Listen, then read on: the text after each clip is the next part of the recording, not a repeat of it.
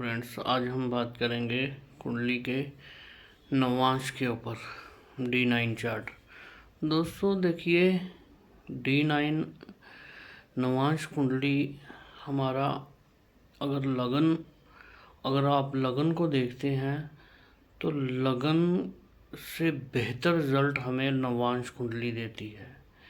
नवांश कुंडली बताएगी कहीं ना कहीं कि जातक का प्रारब्ध कहाँ पे सेट हो रहा है जाके। ये नवांश कुंडली से ही पता लगेगा दोस्तों। अगर आपने नवांश कुंडली को नेगलेक्ट कर दिया, अगर आपको नवांश कुंडली को आपने नहीं देखा, तो आपकी प्रेडिक्शन टोटल फेल हो जाएगी दोस्तों। तो नवांश कुंडली हमारे लिए बहुत ही उपयोगी है दोस्तों। अगर लगन कुंडली में आप सूर्य उच्च का देख रहे हैं और नवांश में जाके नीच का हो गया, तो जातक ये सोचेगा कि मेरा तो सूर्य उच्च का है और मेरे को फल नीच के क्यों मिल रहे हैं। ये नवांश से पता लगेगा दोस्तों कि सूर्य नवांश में जाकर नीच का हो गया है।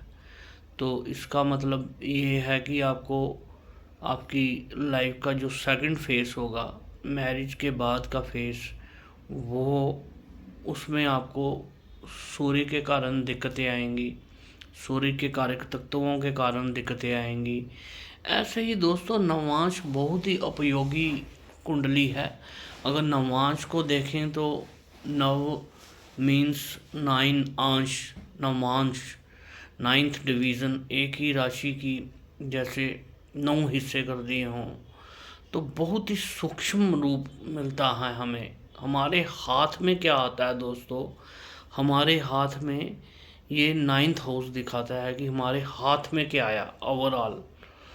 कि किसी की लगन, अगर किसी की वृष लगन है तो वृष लगन में शुक्र लग्नेश हुआ और षष्ठेश भी शुक्र ही हुआ। अगर 9th हाउस में जाकर वे कहीं शुक्र अपनी नीच राशि में चला गया है, तो आपको परिणाम नीच के ही मिलेंगे दोस्तों। या आप मंगल है, मंगल आप अपनी लगन कुंडली में उच्च का देख रहे हैं मकर राशि में, और नवांश का जाके नीच में हो गया, तो आपको मंगल से रिलेटेड भी, जैसे मैंने कहा कि सेकंड फेज पे आपको दिक्कतें झेलनी पड़ेंगी। कई बार हम लोग ये गलती कर देते हैं कि नवांश को नहीं देखते, नवांश को कहीं ना कहीं नेगलेक्ट कर देते हैं, तो हमारी प्रेडिक्शनें गलत हो जाती हैं दोस्तों। नवांश कुंडली को देखना बहुत ही उपयोगी है। और जैसे आप लगन को देखते हैं ना, लगन हमारा प्रारब्ध है, लगन हमारा प्रारब्ध है, और हमारा प्रारब्ध कहाँ जाकर सेट हो रहा है ये हमें नवांश दिखाता है दोस्तों। तो नवांश कुंडली बहुत ही उपयोगी है दोस्तों। नवांश को बड़ी सूक्ष्मता से देखिए कि नवांश में ग्रह कहाँ पे सेट हो रहे हैं। फॉर एग्जांपल, आपका मंगल उच्च का है, आपका मंगल उच्च का है और नवांश में भी जाके उच्च का है, तो ये आपको बहुत ही उच्च के रिजल्ट देगा। फॉर एग्जांपल, आपका चंद्रमा अगर लगन कुंडली में उच्च राशि में है, वृष राशि में है, उच्च राशि में है, और नवांश में चंद्रमा भी उच्च राशि में बैठा हुआ है, तो ये रिजल्ट आपको वर्गोत्तमी देगा। वर्गोत्तमी ग्रह वो होता है दोस्तों जो लगन कुंडली में भी एक ही ग्रह में बैठा हो और नवांश में भी एक ही ग्रह में बैठा हो। उस प्लैनेट में पूरी ताकत होती है आपको अच्छे फल देने की। तो वर्गोत्तमी ग्रह आपको मैं बता देता हूँ कि वर्गोत्तमी ग्रह वही है जो लगन कुंडली में भी उसी साइन में बैठा हो, उसी राशि में बैठा हो, और नवांश कुंडली में भी उसी साइन में और उसी राशि में बैठा हो, उसको वर्गोत्तमी ग्रह बोलते हैं दोस्तों। ये वर्गोत्तमी ग्रह में बहुत ताकत होती है, चाहे ये एनिमी साइन में लगन में बैठे हों और नवांश में भी एनिमी साइन में बैठ के वर्गोत्तमी हो रहे हों। ये बहुत ही ताकतवर प्लैनेट है दोस्तों। वर्गोत्तमी प्लैनेट बहुत ही ताकतवर प्लैनेट है दोस्तों, ये वर्गोत्तमी प्लैनेट। और हमारा चैप्टर आज नवांश पे था, तो नवांश पे आपको मैं बता रहा हूँ दोस्तों कि कहीं ना कहीं आपके 5th हाउस का प्लैनेट अगर लगन कुंडली में उच्च का है, अगर 5th हाउस का प्लैनेट अगर लगन कुंडली में उच्च का है और नवांश में भी उच्च का है, तो आपको उच्च के रिजल्ट मिलेंगे। खराब रिजल्ट आपको तब मिलेंगे कि अगर आपका लगन कुंडली में फॉर एग्जांपल चंद्रमा खराब है, एनमी साइन में है, वही चंद्रमा आपका नवांश में भी एनमी साइन में है, चलित कुंडली में भी एनमी साइन में है, तो ये ग्रह टोटली आपको रुला के रख देगा दोस्तों। ये ग्रह टोटली फेल है। ये ग्रह अगर लगन में भी एनमी साइन में है, नवांश में भी एनमी साइन में है, तो ये ग्रह आपको रुला के रख देगा दोस्तों। टोटली फेल है, इसमें दम ही नहीं है इस प्लैनेट में।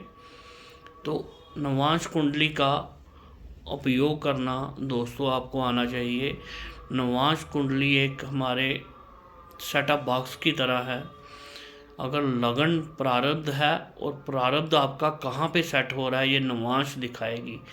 कहीं ना कहीं अगर महादशा को आप देखते हैं, किसी की अंतर्दशा को देखते हैं, उस महादशा और अंतर्दशा के प्लैनेट को नवांश में भी देखें कि नवांश में उसकी क्या पोजीशन है। नवांश में कहीं वो शत्रु राशि में तो नहीं चला गया, नवांश में अंतर्दशा का प्लैनेट कहीं शत्रु राशि में तो नहीं चला गया।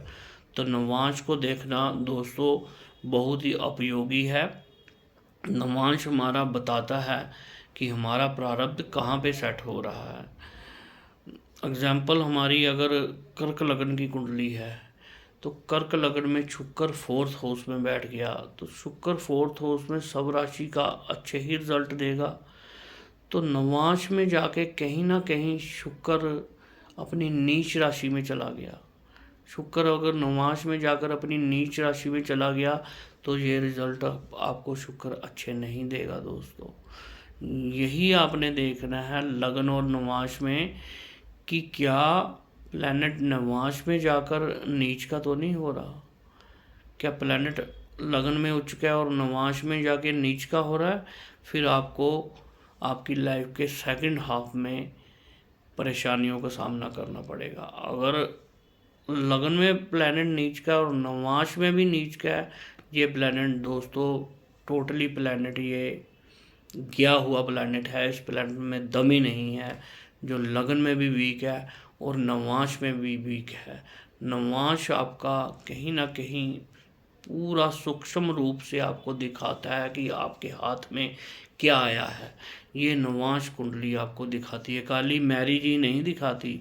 नवांश कुंडली का 9th लॉर्ड देखिए आप, 9th लॉर्ड किस पोजीशन में बैठा हुआ है। 9th लॉर्ड भी 1st हाउस में बैठा हो, तो ये भी बहुत ही अच्छा एक भाग्य लेकर जाता है जातक के जीवन में। तो मेरा आज उद्देश्य नवांश कुंडली को बनाने में ही था दोस्तों।